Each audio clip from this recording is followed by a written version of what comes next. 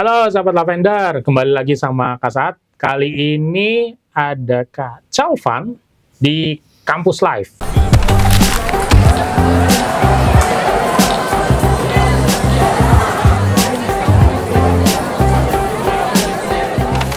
Nah, Kak Calvan ini adalah alumni dari Sastra Arab, Ya. betul? 2010. Universitas Indonesia tahun 2000, masuknya ya, masuknya 2010 gitu.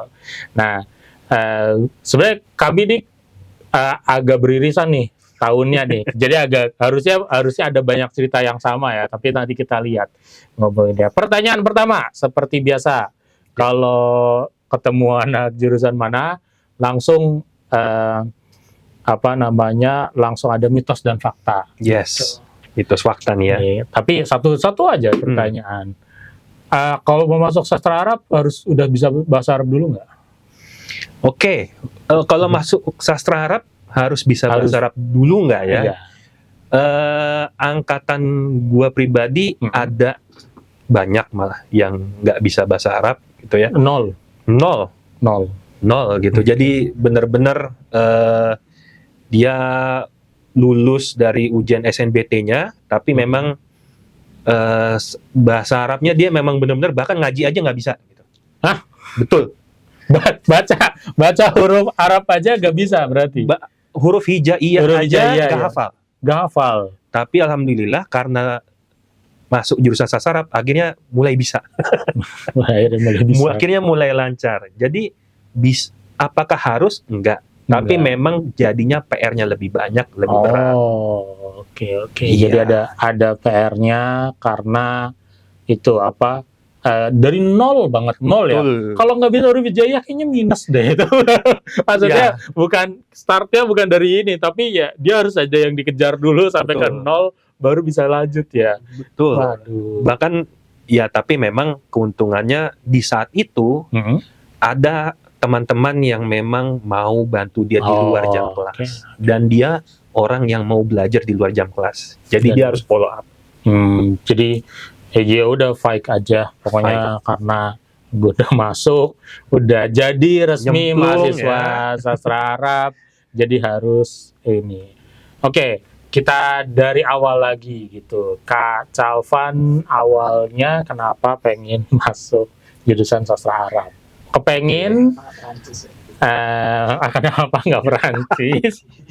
Kenapa nggak Inggris? Jerman? Kenapa nggak Inggris?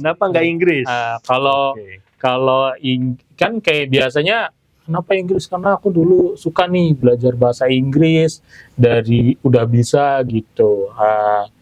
Dulu UI-nya dulu gini. Biasanya ada yang pengen masuk kampus itu karena jurusannya, biasanya ada juga yang pengen yang penting kampusnya.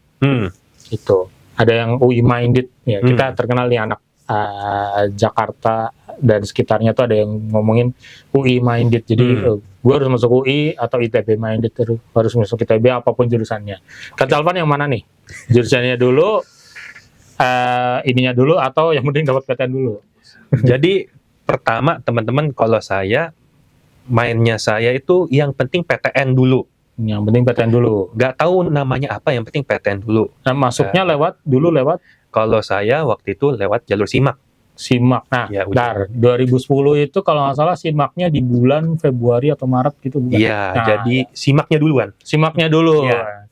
Jadi kita ujian nasional udah jadi mahasiswa. Iya sih. Keren nih. Nah, jadi pokoknya PTN dulu. Ya. Berarti nyoba banyak PTN dong waktu itu? Kebetulan waktu itu nyobain perguruan tingginya yang memang saudara pernah kuliah di sana. Jadi hanya beberapa aja. Jumlah aja, nggak usah nyebutin PTN-nya, nggak enak.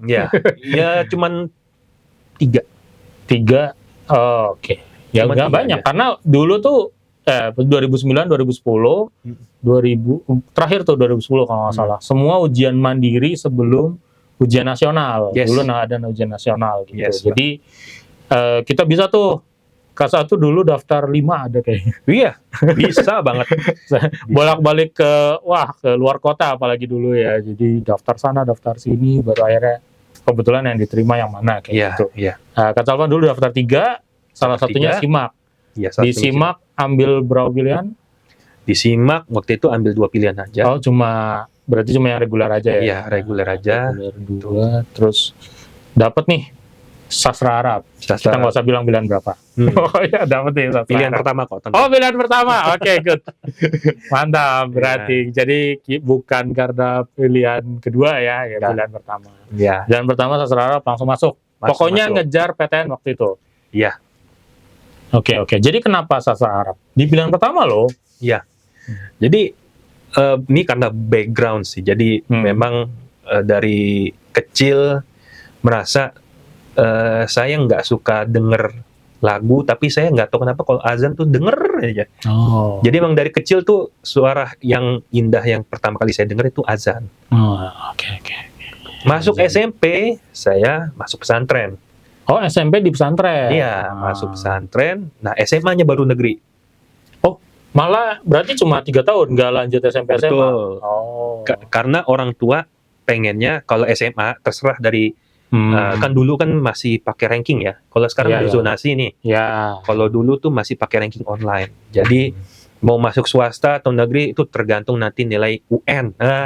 UN SMP. Ya, UN SMP. Dulu ujiannya cuma 3 tuh, bahasa Indonesia, bahasa Inggris, matematika. Nah, tapi ibu saya pengennya kemanapun SMA-nya, basic adab sama agamanya sudah ditanam dari SMP. Gitu. Oh, jadi SD-nya umum atau tetap Umum, SD Islam juga? SD umum, tapi SD memang umum. kelihatan dari Kegiatan ekstrakurikulernya. luar ya. SD umum, SMP, pesantren, SMA-nya negeri, umum lagi Negeri, gitu. umum lagi. Oke, SMA 3 tahun, IPA IPS dulu? Dulu IPS, IPS, pure IPS. langsung masuk sastra Arab. Sastra Arab, sastra langsung. Sastra langsung. Jadi memang lebih suka tadi karena dari background banget ya. Iya, background banget. Nah, pilihan duanya apa kalau boleh tahu? Hukum. Jangan ditiru ya.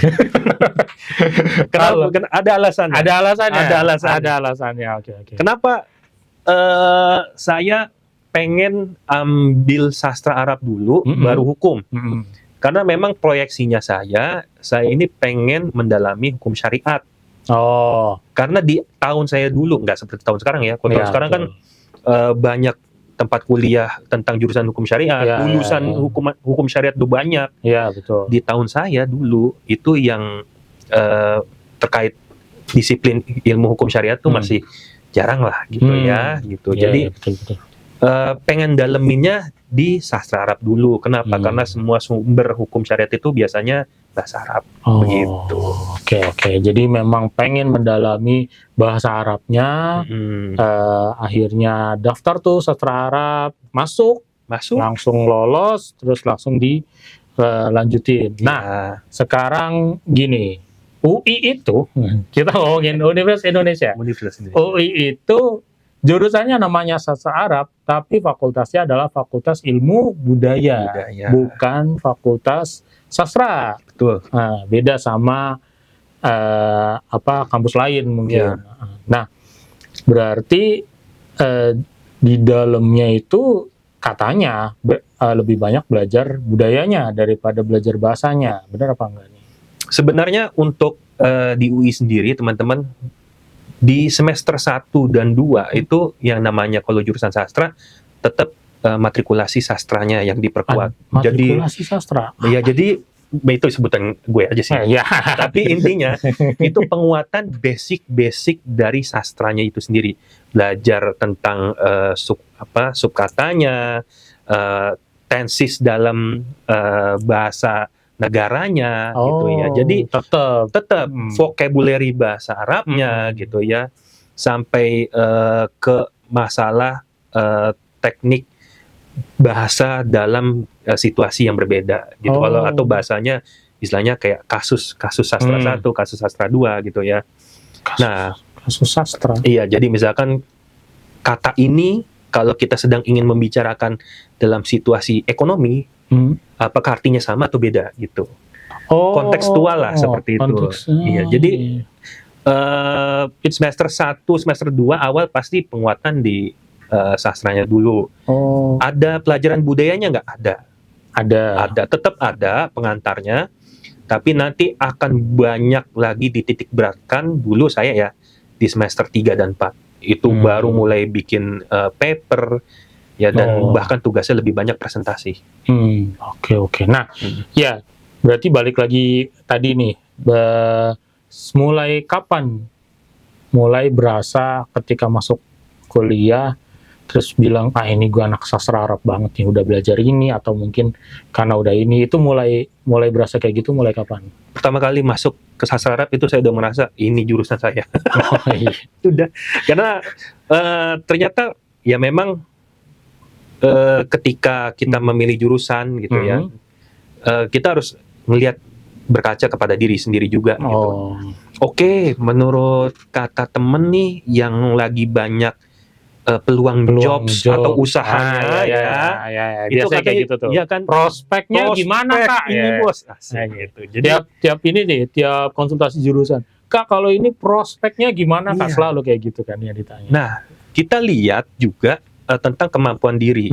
Jadi ketika kalau ditanya apakah semua jurusan punya prospek, sebenarnya punya gitu. Apalagi jurusan-jurusan sastra yang memang kedutaannya udah ada di Indonesia gitu ya. Oh, itu ngaruh ya? Ngaruh, itu proyeknya banyak banget. Jadi sudah banyak banget. Berarti kalau sudah ada kedutaan yang ada di Indonesia, berarti event gitu ya, peluang-peluang acara, peluang-peluang cuan itu ada. Gitu ya. Jadi nggak usah khawatir. Peluang cuan itu ada, project itu ada. Nah, tinggal masalahnya pilihnya yang mana. Ini kita lihat dari, saya ngelihat ke diri saya sendiri. Saya memang cinta bahasa Arab gitu, dan memang seneng dari dulu belajar bahasa Arab seperti itu. Iya. Kalau ngomongin kedutaannya ada di Indonesia, bahasa Arab ini kan yang kedutaan negara-negara yang pakai bahasa Arab kan banyak juga kan, berarti memang peluangnya gede. Luar biasa, banyak banget. Bahkan kita nggak harus melihat itu dari gimana ya nanti kalau saya ngelamar perusahaan, enggak teman-teman. Tapi kalau teman-teman melihat di portal-portal freelance, teman-teman, jangan lupa teman-teman, itu kebutuhan translator itu luar biasa. Translator yang tersertifikasi ya. Ada sertifikasinya berarti ya? Iya, ada tersertifikasi, apalagi berijazah gitu. Kan ada yang tersertifikasi tapi jurusan kuliahnya teknik gitu kan. Gitu. Apalagi udah tersertifikasi dan jurusannya menjalur, itu menjual banget teman-teman. Itu menjual banget. Apalagi ini ya, mungkin yang sempat rame kemarin di beberapa sosial media, seperti sastra Prancis, ya sastra Rusia, itu juga job translatornya luar biasa sekali. Jadi sastra apakah prospek? Sangat sekali. Oke, nah tapi jelas gak cuma translator dong. Kan kayaknya menyedihkan banget. Bener gak sih semenjadikan itu gak sih jadi translator? Pernah dengar gak kayak kamu ngapain sih masuk sastra, ujung-ujungnya jadi penerjemah gitu? Sebenarnya kalau kita lihat kayak kan orang taunya kayak di film atau di mana, jadi penerjemah tuh kegiatannya kayak wah ini dan full load gitu ya? Iya full load, terus pokoknya nggak ada masa depannya lah gitu. Translator ya kerjanya akan stagnan, terkurung di situ ya, di ruangan kerjanya. Iya, di ruangan itu, terus nggak kemana-mana. Atau kalau hebat sih ya bisa nih jadi translator ke yang ngikutin orang. Tapi ya itu udah dibilang kayak itu udah maksimum karirnya seorang yang lulusnya sastra gitu. Nah itu benar apa enggak dari sisi translator aja dulu gitu. Terus ada karir lain kah itu untuk yang lulusan sastra? Oke, jadi apakah jadi translator itu akan seperti itu gitu ya, yang mungkin kelihatannya no life gitu? No life ya.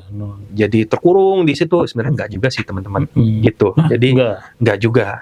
Memang ada, tapi karena mereka memilih seperti itu gitu. Tapi tidak berarti bahwa job itu akan membuat teman-teman jadi no life. Enggak, teman-teman. Atau cuma itu aja jenis pekerjaan translator? Ya, memang ada kadarnya. Ada juga yang kayak gitu juga. Ada kadar translate yang memang membutuhkan deadline. Jadi contoh kita bahas seperti menjadi translator atau pengisi subtitle dalam sebuah film-film tertentu, itu tentu ada deadline, teman-teman. Nah, beda lagi kalau misalkan kita yang bersifat translator naskah bebas gitu ya, dibayar ya, tapi memang tidak harus deadline padat sehingga nggak bisa keluar. Lain itu nggak seperti itu kok, teman-teman. Nah, apakah jobnya hanya translator? Tidak. Tentu tidak. Tentu tidak. Banyak banget. Apa yang dilakuin tadi, apalagi masalah duta besar. Dari teman-teman sendiri gitu ya, dari beberapa kenalan, baik itu yang di satu universitas maupun kenalan yang satu jurusan tapi di luar universitas juga. Iya, gitu. Karena banyak ya. Banyak sasarap itu kan. Jadi banyak banget mereka yang justru ketika event acara kita di UI itu ada acara Festival Timur Tengah. Di Festival Timur Tengah itu kita akan ketemu juga dengan beberapa kedutaan gitu ya. Oh, itu diundang? Ya, diundang juga di kedutaan. Dan datang ya? Datang, mereka luar biasa, mereka datang, mereka nggak cuma datang dan nggak cuma sekedar, oh ya saya resmikan, enggak. Mereka banyak sharing tentang peluang-peluang yang mereka bawa dari negara mereka juga. Dan banyak juga teman-teman saya yang di luar kampus tapi masih satu jurusan gitu ya, itu jadi tour guide. Jadi tour guide juga bisa gitu ya. Jadi salah satu pengamat budaya bisa gitu ya. Bahkan sampai ada yang menjadi retailer gitu. Tapi retailer tentang merchandise Asia Barat atau Timur Tengah bisa banget. Iya. Bisa betul. Peluang apalagi dengan situasi e-commerce sekarang ya. Iya tuh. Jadi banyak banget merchandise dari negara-negara yang kita pelajari itu bisa dijual di sini dan bisa jadi inilah proyek kita gitu. Itu peluang juga, itu peluang usaha. Itu baru peluang usaha, belum tadi translator, tour guide. Betul. Dan kalau fokus ke budayanya, malah tadi bisa jadi pengamat budaya. Di kedutaan betul juga bisa gitu. Nah iya, kan banyak tadi itu idenya skopnya ya, karena kalau dilihat secara horizontal lebih banyak tuh berarti. Banyak pilihan. Tapi memang ini teman-teman namanya, mungkin ketika teman-teman melihat jurusan sastra gitu ya, teman-teman banyak melihat ini dari segi meme komik Indonesia gitu ya, dari segi jokes gitu ya. Memang yang menggambarkannya jurusan sastra ya segitu gitu kan, tapi sebenarnya enggak. No life. Itu hanya candaan aja. Tapi sebenarnya jurusan sastra itu jurusan yang banjir job. Bahkan hingga saat ini yang namanya hukum saja mereka memanggil ahli sastra, teman-teman. Mengingat sosial media itu berkaitan dengan tulisan dan tulisan itu mengandung makna. Dan apakah orang yang tersinggung ini bisa dikatakan sesuai tersinggungnya dengan tulisan yang ada, itu yang dipanggil sastra. Gitu. Ahli itu ya. Iya. Ahli tata bahasa. Bahasa dan sastra gitu. Iya. Jadi karena mereka belajarnya nggak sekedar tahu artinya, nggak sekedar paham, tapi sampai ke budayanya, makanya ditarik tuh anak-anak sastra untuk ini. Makanya kalau dari sisi digital marketing gitu, kemarin tuh rame apalagi untuk website yang diterjemahkan gitu. Ya, yang di Indonesia, Arab apa gitu-gitu. Nah itu kan nggak sekedar menerjemahkan kan tadi ya, translator tuh nggak cuma ya translate gitu, semuanya juga harus ini dan ada kata-katanya harus gimana. Jadi nggak akan tergerus ya walaupun ada Google Translate ya. Nah ini yang membedakan teman-teman. Menurut saya pribadi, translate itu sekalipun sebagian sisi akan diambil alih oleh AI dan teknologi, tapi tetap ada satu sisi yang tidak bisa digantikan, oleh teknologi, yaitu memahami kontekstual budaya. Budaya. Memahami bahasa dalam arti kontekstual budaya. Nah, ini yang tidak tergantikan oleh teknologi. Ini harus dilakukan oleh manusia yang mengerti dan mengamati perkembangan zaman. Makanya anak sastra itu, terutama sastra dari UI yang mempelajari ilmu budaya, itu punya nilai plus di situ, karena tadi dia nggak sekedar translate. Kalau sekedar translate, Google bisa. Iya. Nah, Google Translate bisa. Tapi karena ini tahu maknanya gitu, tahu secara budayanya atau dan konteksnya yang terjadi pada saat itu. Yang terjadi, makanya dia jadi nilai plus dan nggak akan dia gampang tergantikan sama AI aja. Betul. Dan itu yang membuat ilmunya menjadi mahal, teman-teman.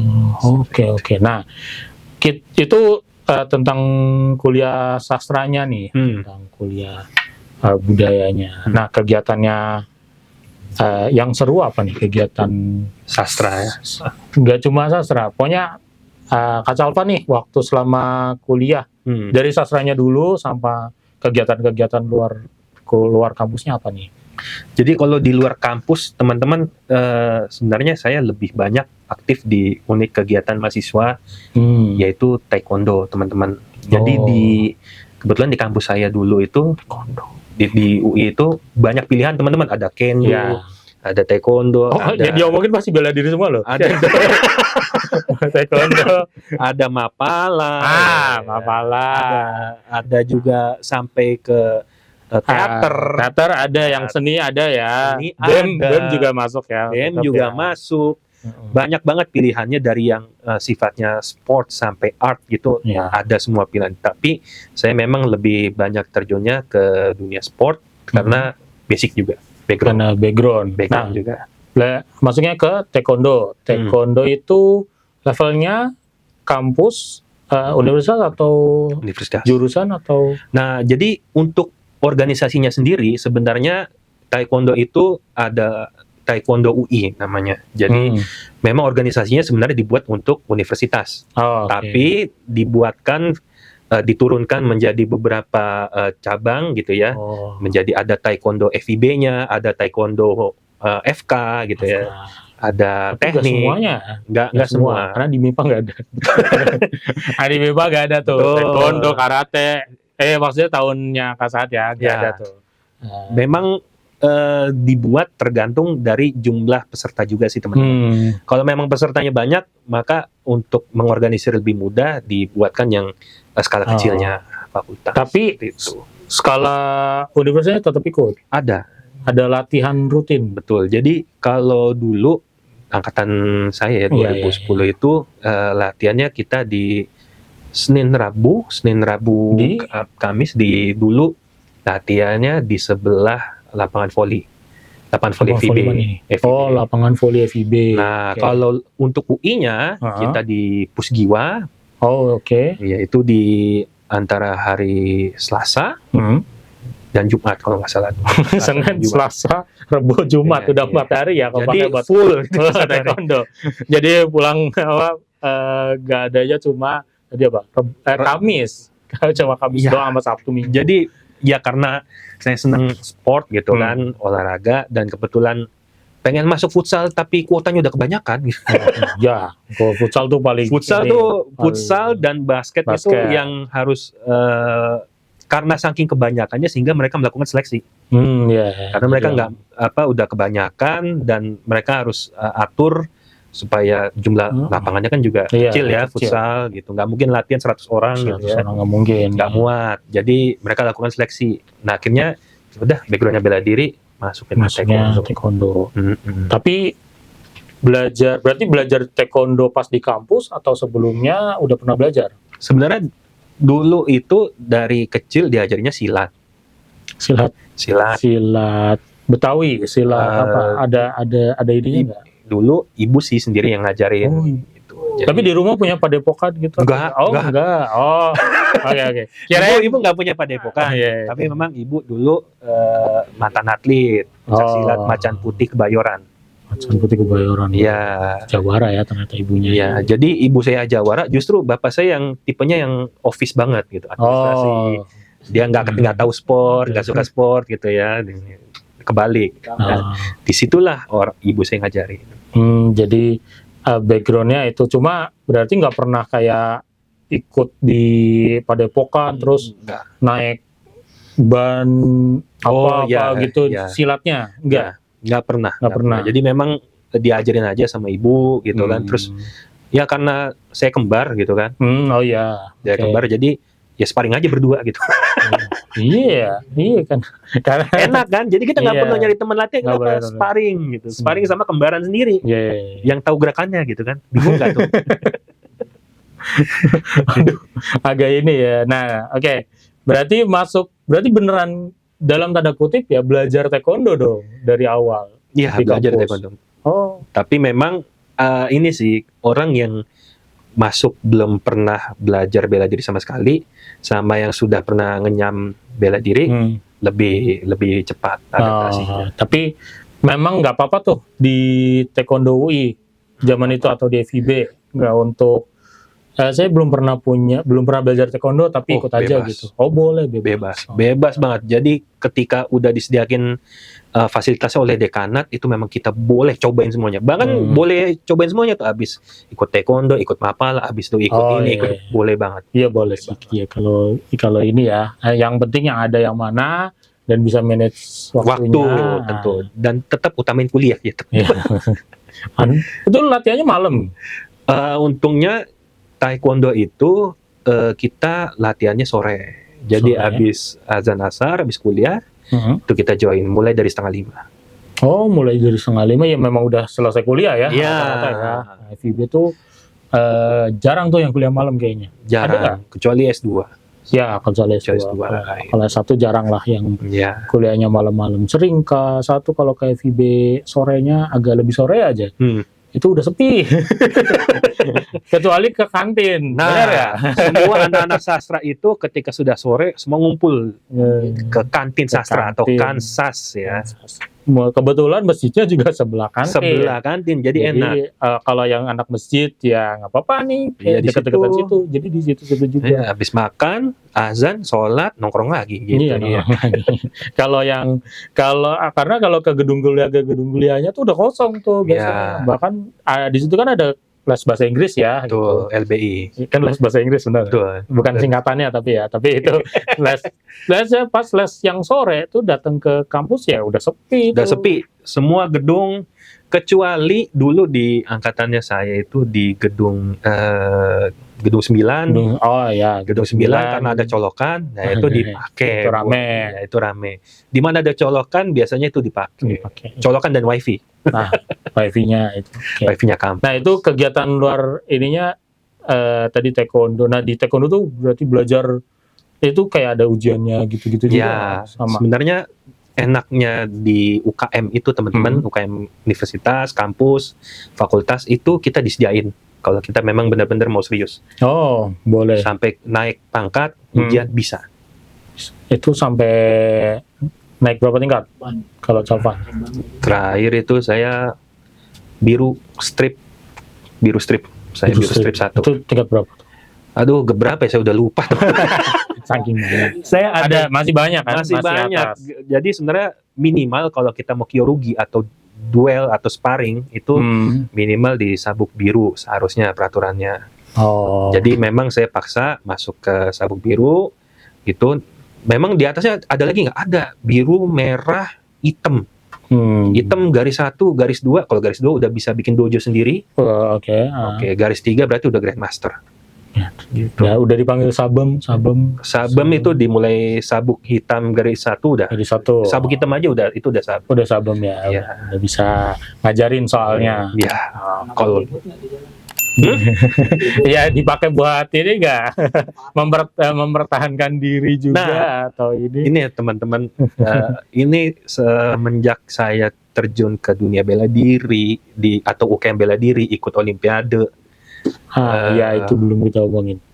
Ada ininya, ada prestasinya ya, tapi memang kita di sana jadi sadar ketika ikut bela diri, ketika kita udah bela diri, terus apalagi ngelihat, waduh diajak ribut sama orang, terus ngelihat orangnya, ya ototnya segini doang gitu kan, nggak punya bela diri, cuman modal seperti itu doang, kita pikirnya banyak. Karena beda berantem orang yang punya teknik.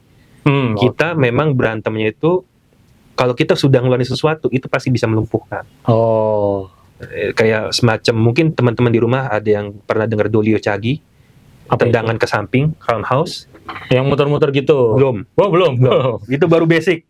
Itu baru basic. Itu kalau sudah tendangan Dolio Chagi kena ke perut dan tidak ada halangan, tidak ada tangan di situ, itu dijamin berak-berak 1 hari. Dan apalagi tendangan itu berbahaya. Makanya kita mikir jauh-jauh, karena kita juga bisa masuk penjara. Iya. Jadi kita jadi banyak pikiran. Dan kalau karena kita sering rilis emosi pada saat latihan. Jadi pas latihan termasuk rilis emosi juga? Iya, kan kita namanya silat ada pernapasan, gitu kan. Nah, pada saat taekwondo kita ada taekwondo dan karate tuh teriak. Iya, gitu kan. Ada. Pada saat gitu. Nah, itu rilis emosi. Jadi ketika udah selesai latihan udah lemes. Udah lemes, udah lega, udah anteng, udah siap untuk belajar buka buku gitu ya. Jadi ketika ngeliat orang songong, ayo wis lah. Gitu. Tinggal udah. Makanya kalau teman-teman ngeliat orang yang bela dirinya sudah sudah dalam, apalagi udah jadi atlet, itu biasanya diajak ribet, ya gitu. Dan situasi itu akan berubah ketika sudah mulai narik baru. Tapi kalau masih kata-kata, kita biasanya masih. Asal belum kontak fisik, nggak apa-apa lah, bisa ditahan lah ya. Kita udah mau pergi nih, tapi udah main ditarik begini, ini baru kita lakukan satu tindakan pencegahan seperti itu. Oke. Ya. Jadi memang malah kebalik ya, bukan buat sesuatu ya, malah ya pas di latihan udah rilis emosi, udah rilis stresnya, udah banyak keringetan, udah capek gitu. Pulang tapi dalam kondisi senang. Maksudnya kondisi tenang, bukan kayak capek. Aduh, ada orang malah ngajak ribut terus di ini, bukan kan? Bukan yang kayak gitu kan. Dan juga malah ada perhitungannya, udah tahu tuh. Karena udah kelihatan nih, ini mah nggak bisa berantem gitu, jadi nggak usah lah main-main kita. Kita udah bayangin kalau menang tetap buntung, teman-teman. Iya. Menang dia cedera, lapor ke orang tuanya, difoto, kelar. Nah, bubar jalan. Salah juga, nggak jadi lanjut kuliah. Nah, iya Pak.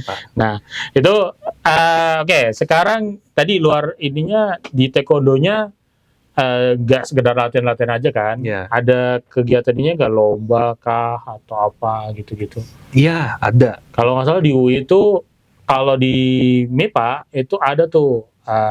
Jadi di UI itu puncaknya ada Olimpiade UI. Betul. Jadi pertandingan semua sports gitu di beberapa banyak cabang gitu, terus dipertandingkan antar fakultas. Kalau di fakultasnya sendiri itu di dalamnya, kalau di MIPA ada, kalau di FIB ada nggak? Ada. Jadi juga. Kita ada Olimbud namanya singkatannya. Jadi Olimpiade Budaya itu memang yang skalanya fakultas. Gitu.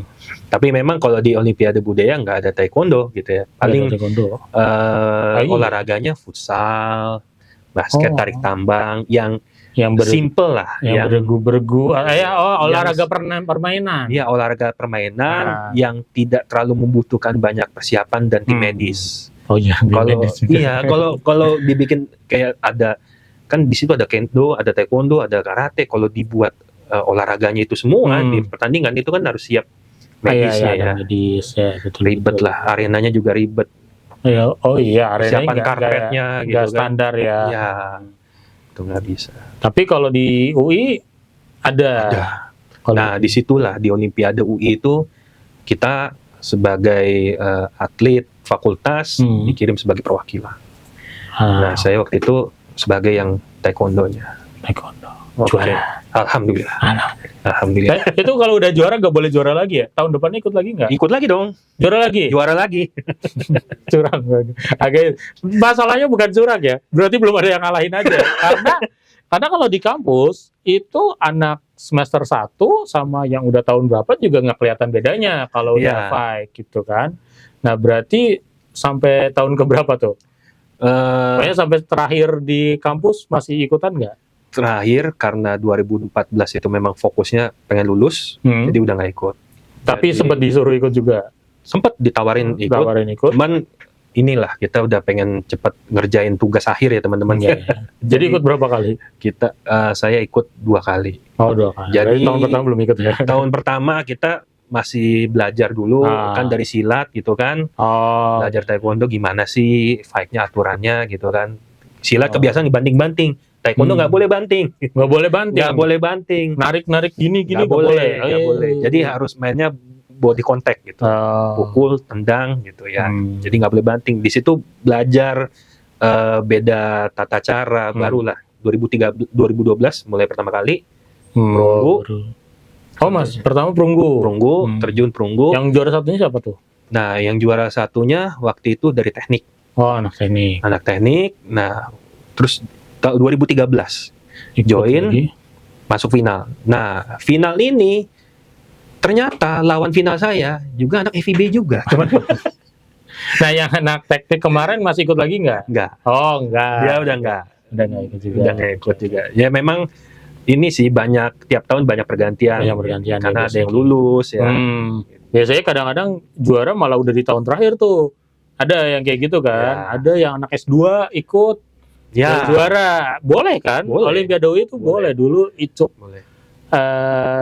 Icuk Sugiarto tuh ikut bulu tangkis. Padahal dia S2 FISIP. Makanya kalah semua.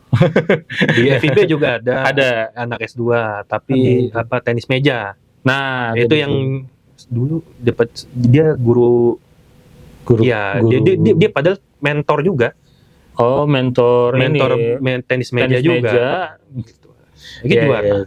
Karena statusnya dia mahasiswa S2. Mahasiswa FIB. Jadi walaupun dia S2, S3, S1, D3, D4 boleh semuanya ikutan di situ. Boleh satu fakultas. Pokoknya yang penting satu fakultas. Yes. Betul. Iya. Nah itu tadi menangnya di 2013. 12 dan 13. 12. Iya 12 perunggu. 12 kalahnya lawan 12 itu kalahnya lawan D3. Oh lawan D3 bukan yang lawan teknik itu, berarti lebih jago banget ya yang juara waktu itu. Memang ini juga sih tekniknya juga masih ngasal gitu ya. Bahkan baru setahun ya belajar baru itu nyoba gitu kan. Nah, memang ketemunya dengan orang yang udah cukup prepare gitu. Yang satu modal mental, yang satu mental dan teknik gitu ya. Tekniknya udah cakep. Perunggu oke lah gitu. First try ya. Iya ya, first try tapi perunggu. Nah itu juga oke lah. Ya, Nggak ini maksudnya. Karena memang susah di UI sendiri. Ya ada juga yang masuk gara-gara jalur taekwondo. Nah ya kan pernah prestasi. Dia PPKB atau zaman dulu masih jalur undangan atau apa. Terus dia masuknya karena juara taekwondo gitu, dan itu boleh. Jadi kalau ketemu itu ya memang berat ya Pak. Ya, memang ibaratnya, tapi di situ nikmatnya ini ya battling ya. Iya, jadi yang ikutnya yang battle ya. Iya, jadi menurut saya kalau orang bilang wah kalau ketemu yang lebih jago babak belur dong kita. Justru enaknya kita dapat lawan yang lebih hebat dari kita jadi secara psikologis akan ngikutin. Wah dia lebih nggak tahu ya kalau orang lain. Tapi kalau kalau saya dapat orang yang lebih ini, saya malah jadi semakin wah seru nih gitu kan. Kalau saya bisa ngimbangin poinnya sekian menit, udah cakep nih gitu. Ada motivasi nilai plusnya di situ. Ya, kayak tim ya gitulah, tim kuda hitam gitu ketemu juara. Bisa ngegolin aja udah, kalau di sepak bola ya bisa ngegolin udah seneng banget, padahal kalah 7-1 misalkan. Ya si satu golnya ini yang ngegolnya udah seneng banget tuh. Karena dia jauh nih kelasnya nih, tapi kok bisa jebol lah gitu. Dan di situ juga memang malah lebih kagetnya lagi menang tipis. Jadi cuma 97. Jadi cuma jarak 2 poin. Oh, 97-95 gitu. Iya, jadi kan kita per body contact gitu kan. Iya. Nah itu kebetulan pas lagi Kyorugi kita nggak ada pakai tendangan muter atau apa. Memang kalau pakai tendangan muter nilainya akan lebih beda. Kena ke badan jadi 2, kena kepala jadi 3. Tapi memang pada saat Kyorugi kita battle realnya kita nggak peduli masalah gaya. Yang penting menang. Mau kelihatannya kok tendangannya kayak bot gitu doang, tapi kan poin gitu kan. Jadi jangan nyari indah-indah ya kalau nonton yang battle ya. Kalau battle itu nggak penting indah, yang penting ini efektivitas. Efektivitas yang penting. Efektif. Oke. Nah, itu jadi banyak ngomongin taekwondonya ya sama olimpiadenya ya. Olimpiadenya juga itu kan FIB gitu. Jadi kan pasti rame banget tuh yang ikut gitu. Rame banget. Iya, kalau teman-teman kemarin sempat viral loh sebenarnya perang antar supporter di UI. Biasa itu. Padahal biasa ya. Biasa. Jadi kalau orang luar ya mungkin karena sosmed ya. Gitu. Kalau baru lihat gitu. Kalau buat di dalam UI-nya itu udah kali-kali lah. Masalahnya gini, bedanya supporter olahraga di UI itu, ya memang pada saat acara itu mungkin panas gitu, ada ceng-cengan, mungkin ada sedikit yang jual beli gitu kan. Tapi hebatnya teman-teman ketika mereka keluar gitu ya, mengatasnamakan UI, ikut kejuaraan melawan universitas-universitas di luar sana, mereka tetap nyatu teman-teman. Itu serunya di situ teman-teman. Apapun yang terjadi di lapangan, di kelas, di luar, di forum luar, kita beda lagi. Kita tetap satu alma mater. Iya, apalagi kalau pas finalnya ternyata temu teman sendiri kayak tadi. Kalau buat yang main ya terutama ya, apalagi yang supporter yang main aja ya kayak gitu ya, kita temen gitu, tetap aja temen ya, supporteran aja, besok ya ketemu lagi gitu, biasa lagi gitu, karena nggak ada ininya, jadi memang adu kreativitas aja lah. Biasa adrenalin bermain di situ teman-teman. Jangankan supporter bola atau taekwondo antar kampus lah, supporter tarkam antar desa aja biasa seperti itu ya. Biasa. Yang penting selesai pertandingan selesai. Kan.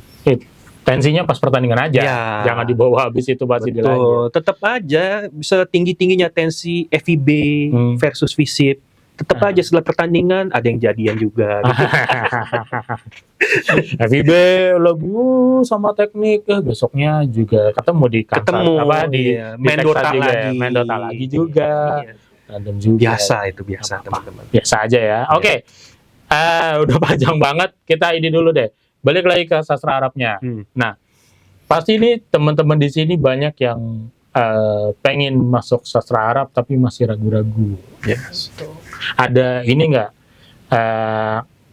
Boleh disemangatin atau atau diyakinkan supaya mereka ini lebih yakin nih, saya mau milih sastra Arab entah di Universitas Indonesia atau dimanapun gitu, di pilihan 1 gitu di SNBT atau di pilihan 1 di ujian mandirinya. Dari Kak Salvan gimana?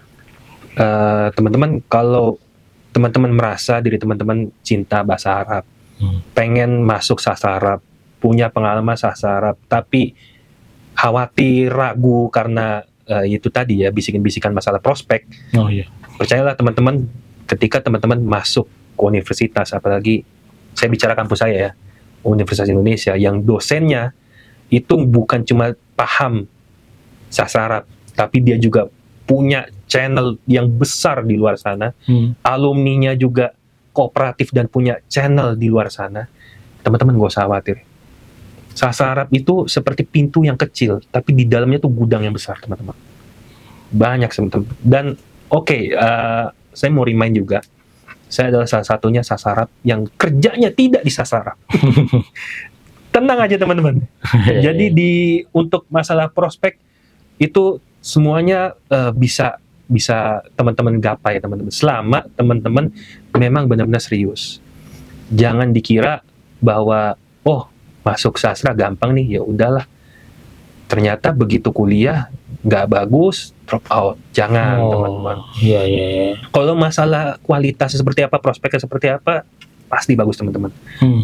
Nanti ketika masuk teman-teman ngeliat alumninya, wah luar biasa teman-teman, dari yang attaché, bahkan ada juga teman angkatan saya itu yang malah justru bukan jadi kerja di kedutaan Timur Tengahnya. Di mana? Di Inggris. Loh, Bingung kan? Inggris? Saya Iya. juga nggak tahu caranya gimana. Dia kerja di kedutaan tapi di Inggris. Iya, Kedutaan Indonesia di Inggris. iya. Oh, kok bisa? Tapi ada, tapi dibutuhin. Iya. Teman-teman tahu nggak ada anak sasarap kerjanya Jadi, justrunya di perusahaan FMCG gitu kan? Banyak teman-teman, banyak banget, sampai di perusahaan industri jasa banyak banget. Jadi memang untuk masuk ke sasarap gak usah ragu teman-teman. Channelnya banyak, bagus, dan yang terpenting ya pilihan universitasnya juga teman-teman, seperti itu sih. Oke, gitu ya untuk teman-teman ya. Teman Kasat juga ada sih yang di Krakatau Steel. Apa urusannya? Tapi ya dia masuk ke sana dan looks fine. It looks hidupnya. fine. Bisa Sangat- di sana Iya, iya, dan ya hidup tenang kelihatannya gitu. Ya. Oke, gitu aja dari Kak Saat. Thank you Kak Salvan. Kita ngobrol lagi mungkin nanti untuk kampus live-nya dengan teman-teman Kak Saat yang lain, atau kalau misalkan sahabat-sahabat Lavender di sini ada yang pengen Kak ini dong, jurusan ini dong, jurusan itu dong, bisa komen aja di bawah sini. Nanti Kak Saat cari nih teman-teman Kak Saat siapa aja yang bisa ikut duduk di sini dan kita obrol. Oke, thank you semuanya. Bye-bye. Bye-bye.